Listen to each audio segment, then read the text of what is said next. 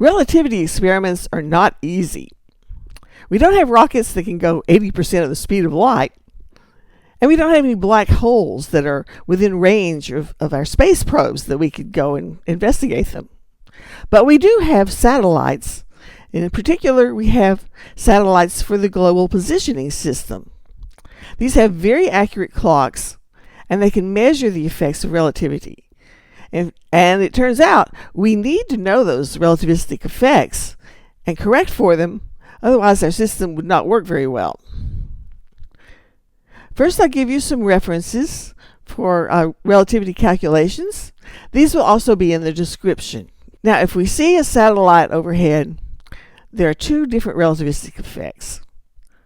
One is the velocity of the satellite with respect to us. That's what we cover in special relativity.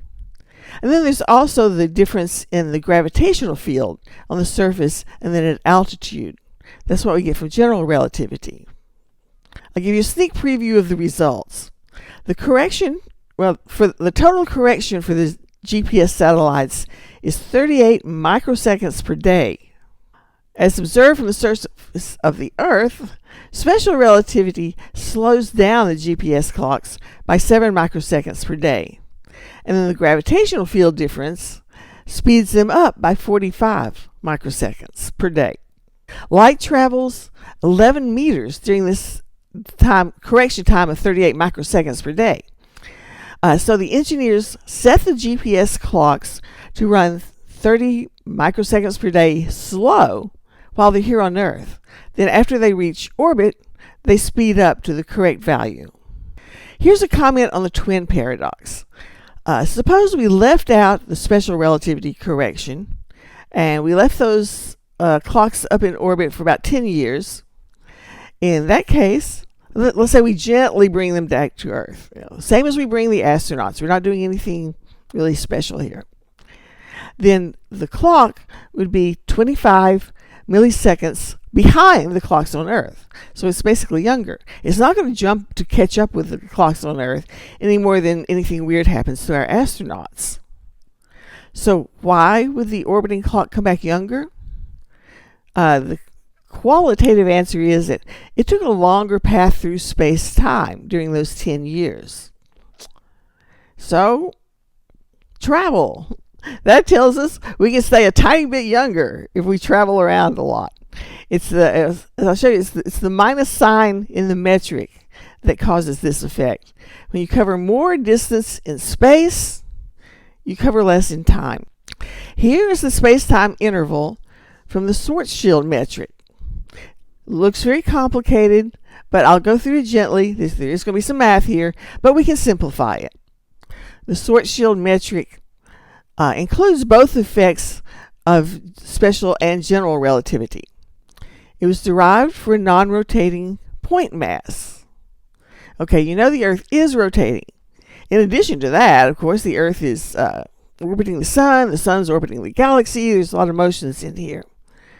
But it's a very good approximation to just use the Schwarzschild metric for the Earth and the Sun and most celestial bodies. Toward the end, I'll show you what a tiny correction that we could put into the calculations if we wanted to include the rotation of the Earth.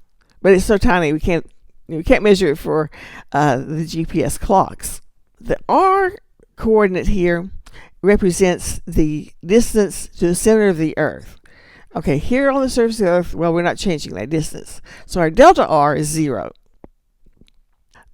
Also for the satellite, it has a constant orbital radius. So delta R is 0.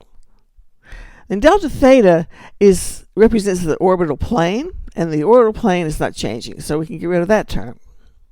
And also the sine theta term, we can set that to be 1.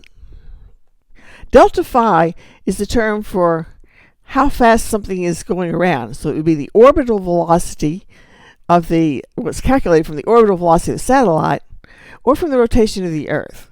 Now, because the rotation of the Earth is small, we can just say, okay, delta phi is 0 for the Earth.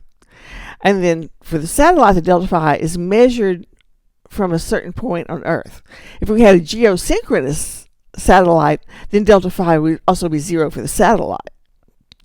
Now we need a little algebra to convert this delta phi to an expression in terms of the orbital velocity, the orbital radius, and then the time is measured from an inertial frame. Here are the results for the satellite and for Earth. What we want is the ratio of the satellite time to the Earth time. Here are some numbers that we need. I've just found these from the internet. As we plug in the numbers, we'll see we don't have enough digits on our calculator to do this. So we use a series expansion. Now I was following along in Brian Dolan's book. When I got to that series expansion, I said, I don't recognize that one. So I broke it up into smaller pieces. First, we use the binomial series expansion, which is fairly common. And then we use some more approximations that if x is very small, 1 minus x squared is very small. And also 1 minus x, 2.5 times 7 minus 10, is approximately 1. So again, using all our approximations, we get our correction of 38 microseconds per day. Now let's take a look at the parts of the correction that come from special relativity and general relativity. For special relativity, we take the delta tau from the satellite, just leave out that Schwarzschild radius term, and we get the very familiar square root of 1 minus v squared over c squared. Plugging in the numbers, this is 7 microseconds per day. When we use just the gravity term, we're going to leave out the velocity term, and that's how we get our 45 microseconds per day. Now there are some other small corrections we can make to the satellites. First, the Earth is not a perfectly spherical with uniform density. All satellites need corrections to their orbits. Well, I don't know exactly how to do that, but engineers have been doing it for decades. Now the Earth's rotation gives us a frame dragging relativity effect, which is also called lens theory. For this we need the Kerr metric for rotating masses, and the effect for Earth was measured by the Gravity Probe B satellite. I give you a link to the results, which is about 37 milli-arcseconds per year. This is a tiny correction to the orbital angular velocity. So you can see we're pretty close, just assuming the Schwarzschild metric and our GPS systems actually work pretty well. So thank you for watching.